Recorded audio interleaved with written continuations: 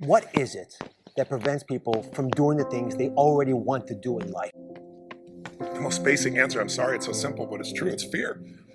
People make it this complex process. This woman was telling me that I don't understand why they don't do this, why I feel this way. I said, it's called fear. Everybody's afraid we're not enough. Everybody's afraid we're not rich enough, smart enough, young enough, quick enough, fast enough. It's human nature.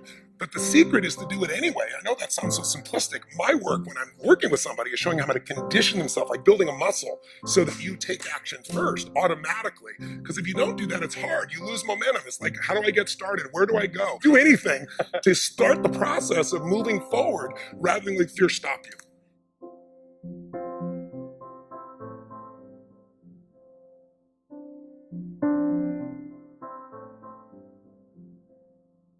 All of you have targets, things that you're after.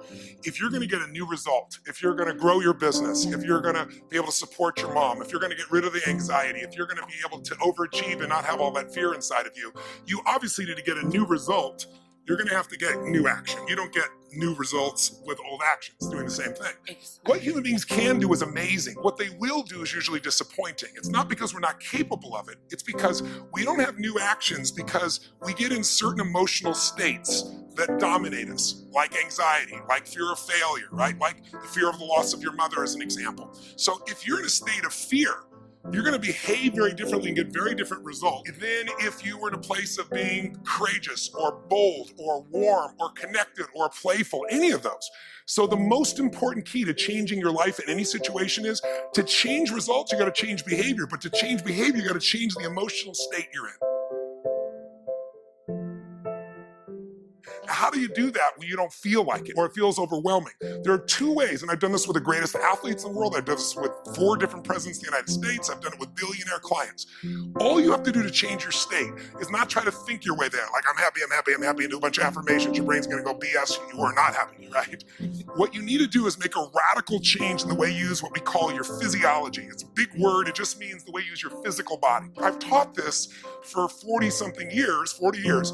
And about 3 years ago, Harvard finally did a study where they proved what I did worked, and they called it these power positions. And what they showed was if you stand, everyone can try this. Stand up just for a moment if you want. Everybody at home can try it as well. So do something really silly. Put both your hands on your hips like Wonder Woman or Superman or that stuff, right?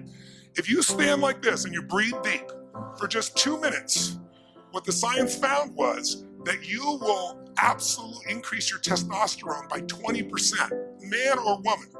You'll drop your cortisol, which as you know is the stress hormone, by 22%, and you're 33% more likely to take action if you wouldn't have before because fear would have stopped you.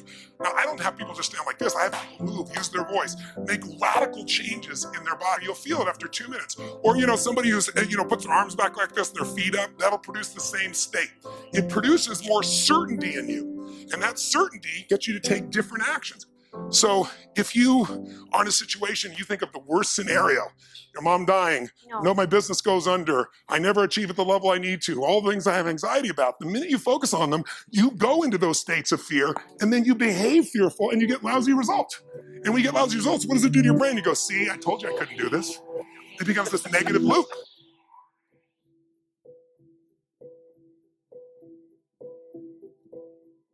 So how do we break out of it? We change our focus by asking better questions. Answer this question in your mind. What is it in your life that you're proud of? If there's something you could feel really proud of right now by focusing on it, your children, yourself, something you accomplished, you did, how many can think of something you could feel proud of? And I don't mean fake pride, ego pride, like where you're making things up. I mean, well, you really did something you're proud of. Good. Right now, close your eyes and focus on how it feels when you're really proud. Focus on that moment you're proud of. How do you breathe when you feel really proud? And if you're a little kid, what happens to your face when you're really proud? You don't hide it, right? There's that big smile on your face. Think of something that you could be really grateful for or excited. Pick either one. Something you could be grateful for, a person, a moment, or something if you wanted to that you could be excited about. Let's use excited for a moment. How many can think of something in your life that if you focused on it, you could feel excited? All right, close your eyes. And just for a moment, all we're doing is changing your focus. Focus on what could excite you. Feel like it's really happening. Your mom's healing, you break through in the business, you're achieving the level you want. Anxiety is rid from my life. I'm on charge, I'm on top of it. How do you breathe when you feel really excited? Yeah. So if we change the state you're in, just by changing our focus or the way we use our bodies. It's got to be a radical change, right? Here's my question for all of you. If you focus on what you want, life has probabilities. There's no guarantees, but you increase them when you change your state. And that's really what this is all about. Learning to change your body and learning to change your focus.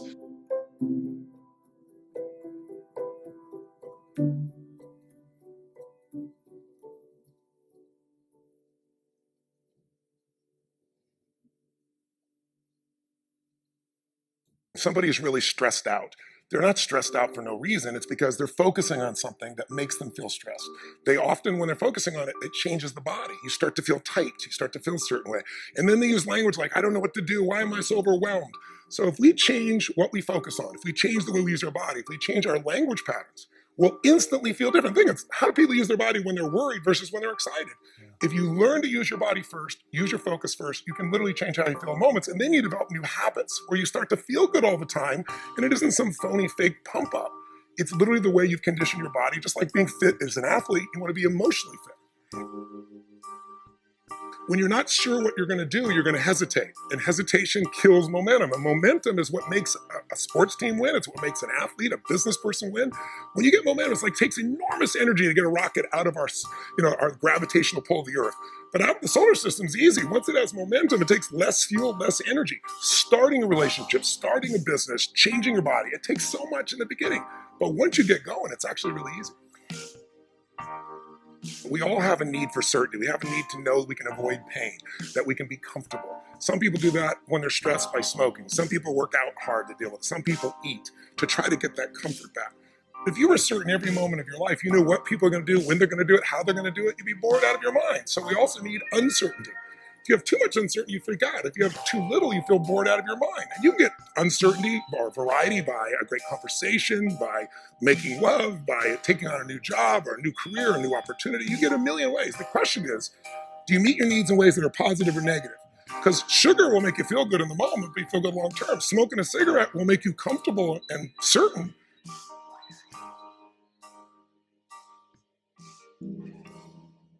You see this in great actors or great entertainers. They'll come to me, and in the beginning, they work so hard to be significant, to be unique, to be special, to be important. What they really wanted was love. But now people stop on the street, and they'll say to me, they don't even know who I am. They just want my time. They just want this. They want a picture. They don't respect my family. They don't respect it. You'll hear them so upset. What they wanted was the love. We can have both. But the more significant I am, the more unique I am, the more separate I am from you. The more connected I am, then some people go, yeah, but where am I? Where am I special? So finding that balance between the two is what makes people feel alive. And we can meet all these needs in positive ways or negative ways. You can get significance by tearing other people down. Oh, they're lucky. They don't care. They took advantage of somebody. You don't know anything about them. You see people dealt with famous people all the time. Why are they tearing them down? Because if I don't feel good about myself, if I can make you smaller, I look like I'm moving up. But you're not. And it doesn't work. But if you do things where you significantly love someone, if you care for someone, you're the most significant person in life. If you try to prove you're significant, then you have kind of the Trump effect. Even people that like him will say, sometimes he can push people aside because he's telling everybody how special he is. That gets in the way of relationship. If we're going to connect, we got to not make ourselves significant. We got to find out what's significant in the other person and honor it. First four needs are the needs of the personality. We all find a way to be certain, even if we have to lie to ourselves or just work hard. We all find variety. We all find significance, even if it's tearing other people down. We all find at least connection, if not love. But the spiritual needs are to grow. People say, what does it take to be happy? I say one word, progress. If you're not there yet, but you are starting to make some progress in your body, or progress on your relationship, or progress on your career, your finances, you're going to feel good. And when you achieve it, how long do you feel good for? Not very long, because when you achieve it, you stop growing. You kind of celebrate. Nothing wrong with that. But how long after you get that thing you wanted are you happy? A week, a month, a year? Almost never a year. It's a short time. And the reason is we're not supposed to just sit there at the table of success and celebrate for years. We need to grow to feel alive. And everything in the universe grows or it dies. But when we grow, we have something to give. And when we give, people often say human beings are selfish. I've been selfish. I'm sure you've been at times. But that's not my core, and it's not anybody's. And I'll prove it to you. When you're having, all of you at home and all of you here, when you have something great in your life that happens, you learn something, you experience something beautiful, what's the first thing you want to do? Tell people. Share something you love. Why? Because when you share with it, it expands. See, pleasure is something coming in from the outside. Happiness is something inside you that you share. And happiness is what people really want. Pleasure, you can get pleasure from alcohol or anything, But some people, it's all about me. When you're taking what's inside yourself because you've grown and you're giving to someone you love, your children, a friend, a girlfriend, boyfriend, a coworker, anybody, there's an aliveness you can't feel by yourself. There's only so much pleasure you can feel. Happiness and joy comes when that expansion is shared.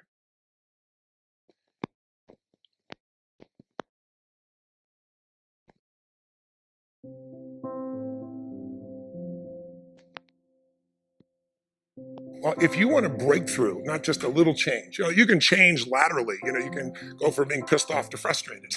Right. Doesn't help you much, right? But if you really want to change, most people are trying to change. Say you want to lose weight, they want to make money. They go, how do I do it? They look for the strategy. But I'd like you to think of 3 S's. Strategy is where most people go first. Like, how do I do it? But how hard is it really truly to be fit and have energy? It's not that complex. It's not like reserved for the 1% or expensive to learn. You have to interrupt. You have to hide from the answers to those things. The real problem is the second S, story. They have a story that says it's a set of beliefs they tell themselves over and again. I've tried everything. Or if they're single, all the good ones are gone. Whatever the story is. And if you tell yourself a story over and over again, so we convince ourselves. You always come up with a lousy story when you're in a lousy state.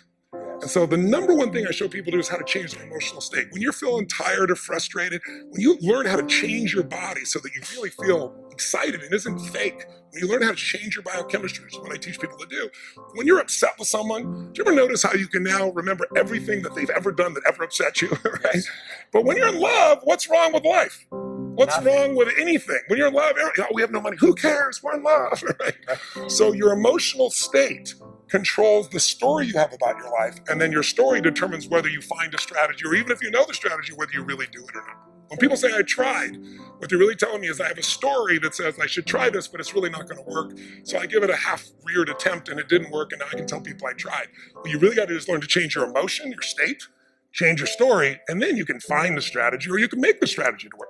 I constantly believe you got to feed your mind and challenge your body, because the mind-body works together. What stops people, as we said, is fear. Well, fear is physical. You feel it in your throat, your gut. But if you do something really physically strong on a regular basis, you develop a new emotional habit.